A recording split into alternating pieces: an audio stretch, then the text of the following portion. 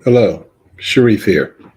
And today we're going to do the third and probably final installment on looking at and thinking about what euphemistically gets called artificial intelligence. Um, we've got a little bit more to cover on this in terms of looking at it from the perspective of what's happening here inside the chrysalis as our caterpillar dissolves into a butterfly. What we're going to do is now is do our normal. I don't think anything is normal. Do our regular meditation, and I'm going to invite you all to close your eyes, square your body, get yourself comfortable, but also structured.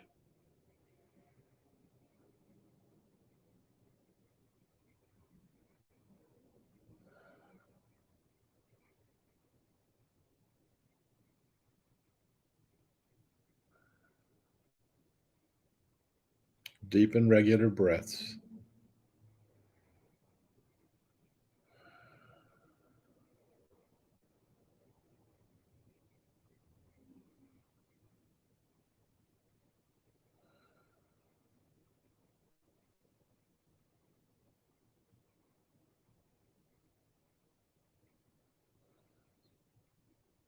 Your consciousness is in connection with the all.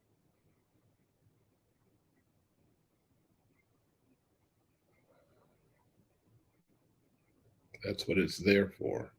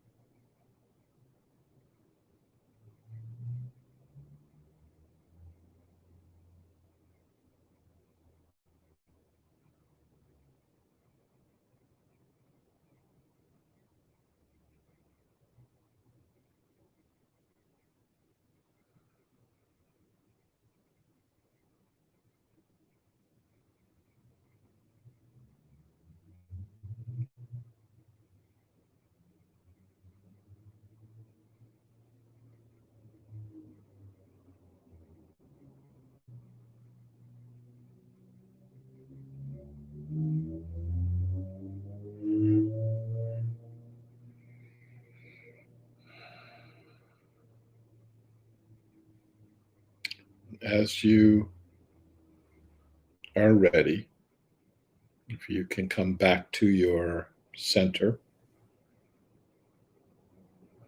of your being, and when you're ready, open your eyes and we can begin.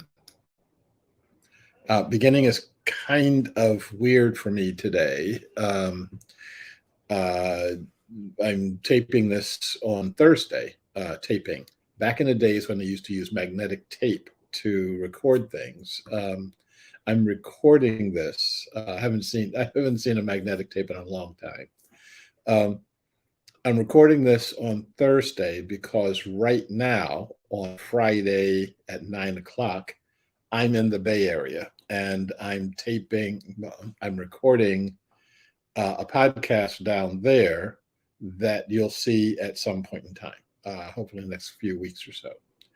And so this has been uh, kind of interesting to put something in the can that I'll get a chance to watch at some point in time.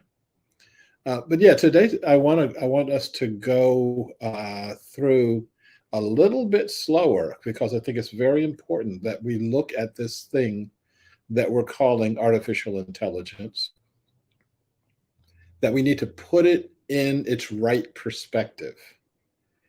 If we don't, if we leave it up to people who are creating it, we are not going to be doing too well. We're the ones that have to put the bell on the cat. We cannot rely on the cat to bell itself. So, to give us a bit of context, I want to go back to a couple of the things that Arthur introduced in our last session. He said, as with most new inventions, we're going to suffer the pain of AI being used for selfish purposes. Unfortunately, selfish breaker motives are alive and well. And while I agreed with that, it doesn't go far enough. It's not a matter of being selfish. It's not a matter of being greedy. It's not a matter of it goes deeper than that. And we're going to explore what some of that depth looks like. He also said, AI will never be able to replicate the human heart and soul. And I said, absolutely true. That is very true. But I think that we need to understand what that truth means and understand what your role is in bringing that truth to light. Okay, so let's take the first part, that um, uh, AI can be used for selfish motives. Yes, it can. And because people have such a love and reverence for money, there are lots of breaker systems and structures that have been erected around money to try to create a level playing field so it's not a matter of not being greedy. It's a matter of trying to get your greed in order, making sure that when you're starting up, you're all lined up on the same starting line, etc. Now, the thing that um,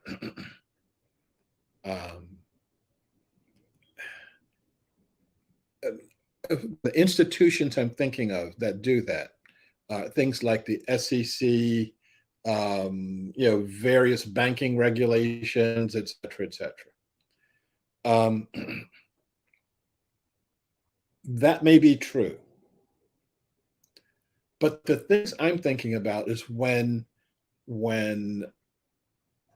we use our technologies for evil purposes, not necessarily to make money, but um, to satisfy some lower level desire that's bouncing around in us. I'm thinking about that in terms of here in Portland, back when our tent city crisis was at its height. The number of times my car would get broken into. Now, there's no value. I didn't keep after the first time. I had a sleeping bag visible in the back of my car. I was begging somebody to break in and steal the sleeping bag, which is what they did. I love that sleeping bag too. But after the third or fourth time I got broken into, there was nothing valuable in the car. They were actually breaking the car window just to break the window. As I said, you go up and down Broadway and you'll see a lot of the windows broken. And whoever's breaking the windows are breaking the windows just to hear the sound of glass break. They don't even go into the shop. In a couple of times when my car window was broken, There's a round hole with jagged glass all around it. They didn't take the glass out. They didn't try to stick their hand through this hole. They just broke the window. Now, every time that happens, it costs me about $250. It's not covered by my insurance because of my deductible. And so it's like reaching into my pocket and taking out a couple $100 and throwing it away, because a new window looks exactly like the old one. And so what is the motivation of the person who breaks the window? What is the motivation of the person who breaks the shop window? And I know that there are these complicated arguments made about the anarchists and so on and so forth. But I think that it's just something, and I shouldn't say I think, it is something that lies in one's heart, a hardness, an anger, a seething rage that lies in our hearts.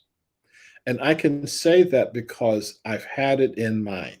That's one of the things that you've heard me say before. It's really hard to lie to me, okay? Because I've seen it, I've heard it, and I've said it before. And getting to that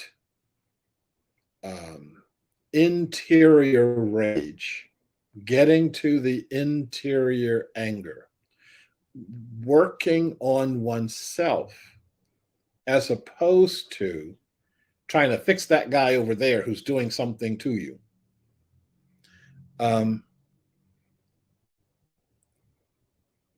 If we don't clear that stuff up, that rage, the AI will just simply give us the technology to weaponize that rage. And people can talk about that all they want to, but the bottom line is it's something that is deep seated in us, and we need to move that picture around. I don't know if any of you have read any of Isaac Asimov's books. I grew up on Asimov and his robotics books, and he posited the creation of what I think it was called the positronic robotic brain. And the brain was created around these things that he called the three laws that robots could never do. Robots can't hurt a human being or through inaction cause a human being to be hurt. And the other two laws are the robot can protect itself as long as it doesn't violate the first law. And so there's actually a movie that was not particularly true to the three laws of robotics, the Will Smith movie, I, Robot. But in all of Asimov's books, the three laws of robotics are there. Okay, so we're making robots right now. And no one is talking about Asimov's laws. No one's talking about, oh, we can't use these to cause harm. Okay.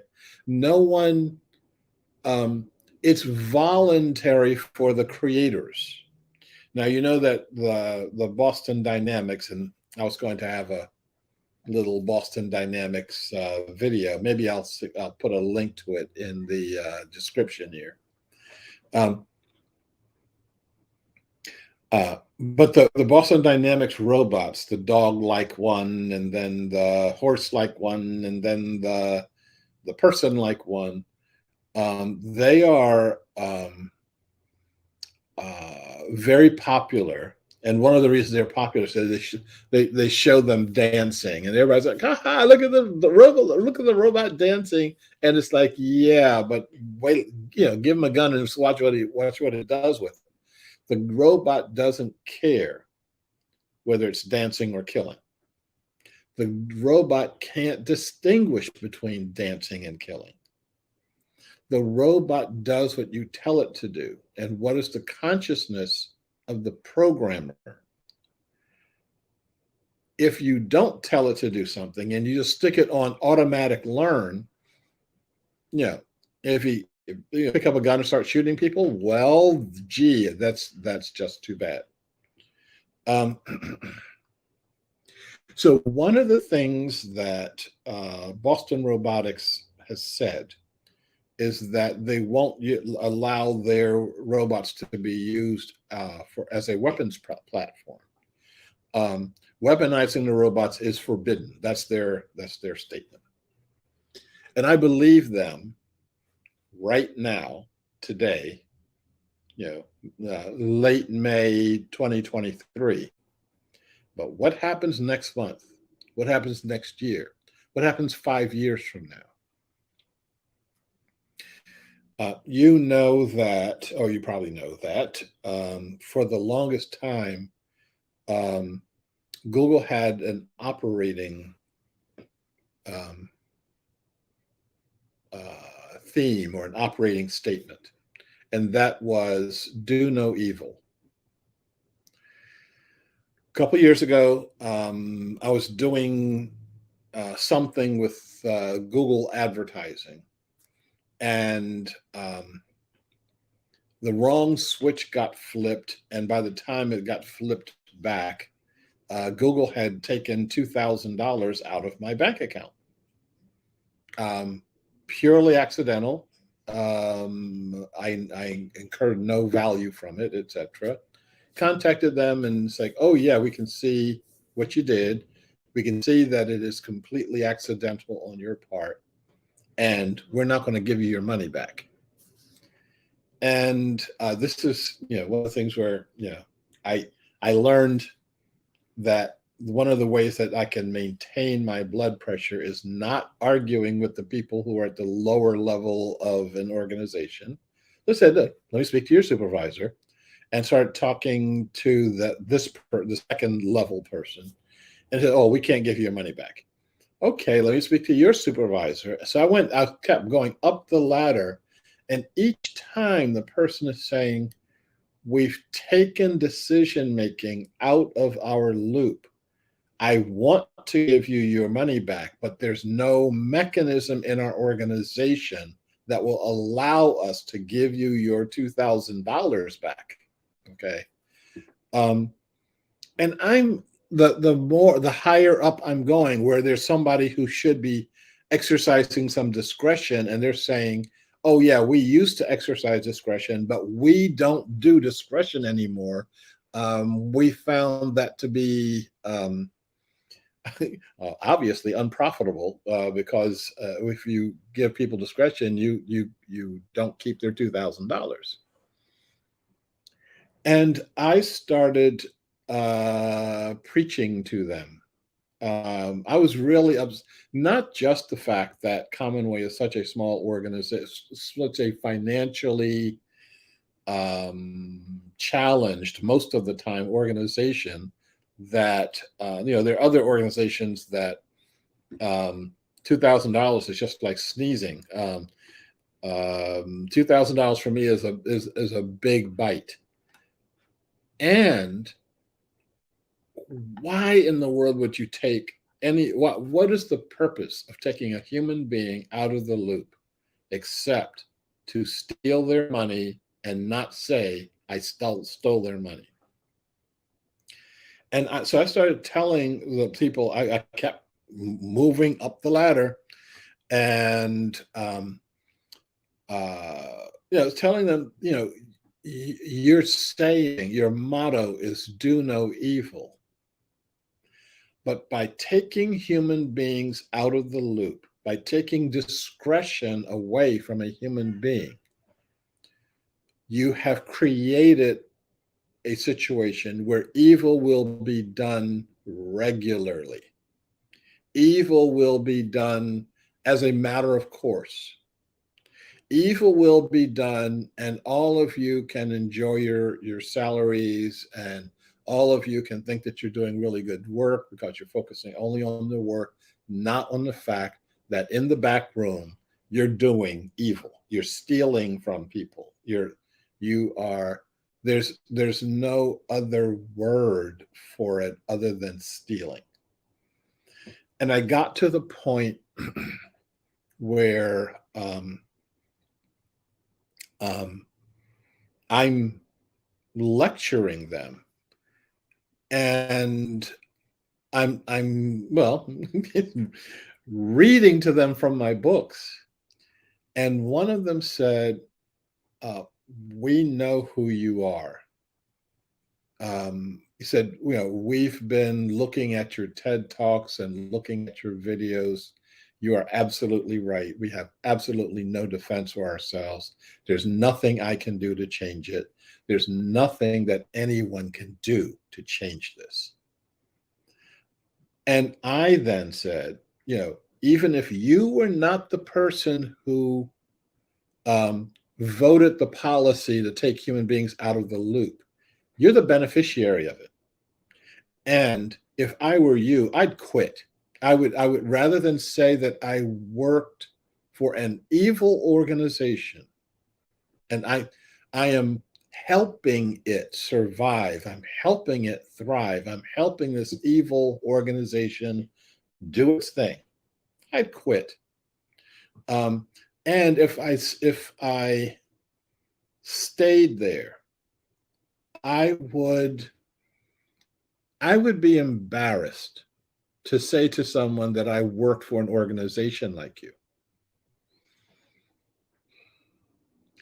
I got a call back a couple of days later, and this is from a Google person who said, "We still can't give you your money back, okay? But you paid. This came out of your credit card, and if you protest this with your credit card company,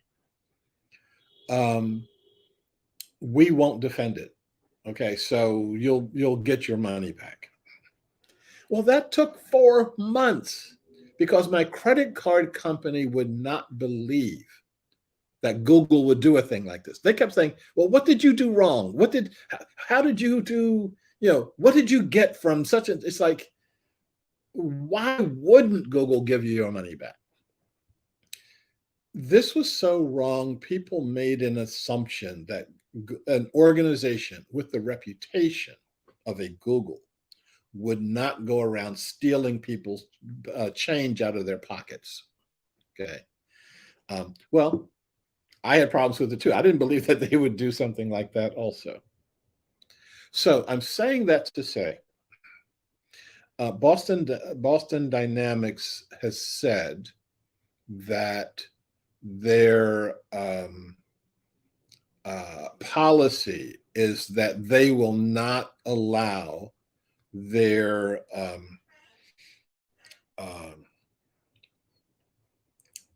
they won't allow their robots to be weaponized. They won't do that today. But someone somewhere down the line is going to realize, oh, the U.S. Army will pay $1 million a robot, or $2 million a robot, or $10 million a robot if we put a gun platform on it. And so weaponizing is forbidden except in these circumstances right here. If we believe that breaker human beings won't do that, you need to look at and study the technology of war. There's nothing that won't be turned into a weapons platform. And the conversation will be steered It'll be steered in such a way that we never even talk about how it's been turned into a weapons platform. How we can create these robots without creating a base level of morality in the robot. That we can give tools to people who have damaged hearts, whose hearts are significantly damaged, and allow them to cause more damage. This is an interesting challenge for us. Um, so one of the things that people are saying is that AI is going to be replacing lots and lots and lots of people, maybe lots and lots and lots of people. But I think that that's probably our the least problem that we've got. The problem, I think, is that it's one more level of stripping off our morality, of stripping off, of not even questioning, is this a good thing to do? Is this the thing that we should be doing? And the issue of replacing human beings is what I think that we're going to start talking about next Monday. I've alluded to this, I think, in prior sessions. There's a there's a movement in the world for young people to quit the breaker system. They don't have the language that I've created around breakers and keepers and menders, and they don't have their motivations are largely personal and selfish, but they know there's something wrong and they don't want to participate in that wrong. They don't want to be doing evil.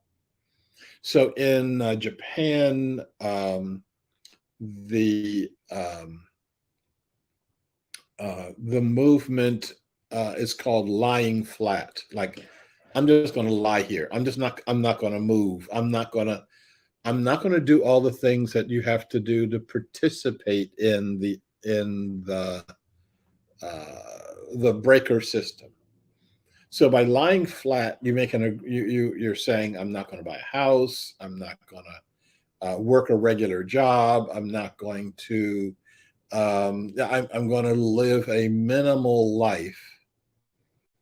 And actually, it's a fairly depressing life, but it's just as depressing as if you went in and did an 8 to 10 hour a day job and, take your rat and put it into the rat race.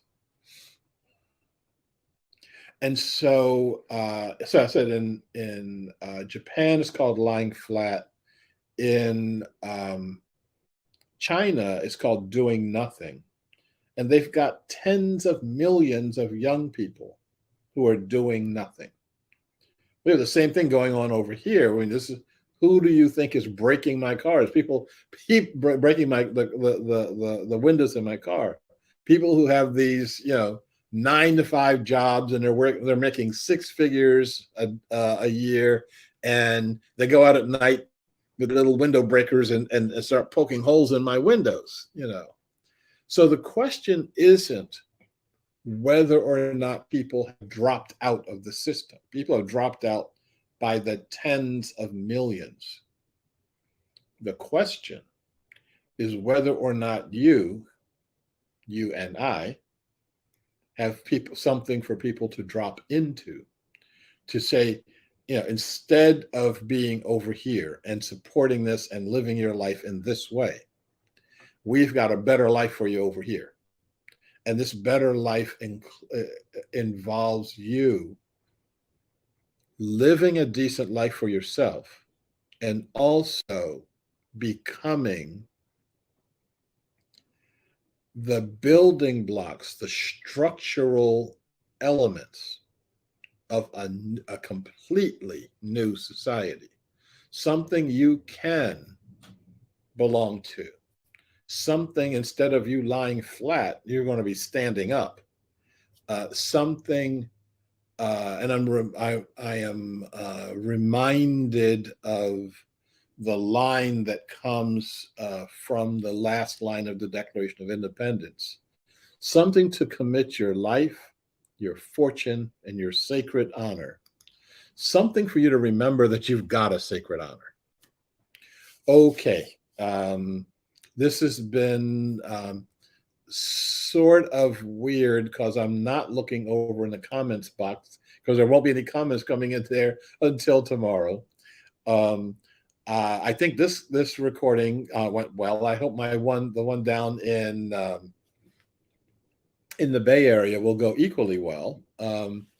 And I look forward to seeing you. Well, actually, talking to you um, on Monday. So, thank you, and may all beings be well. May all beings be secure, and may all beings be happy. Thanks a lot, and I'll be all in one place come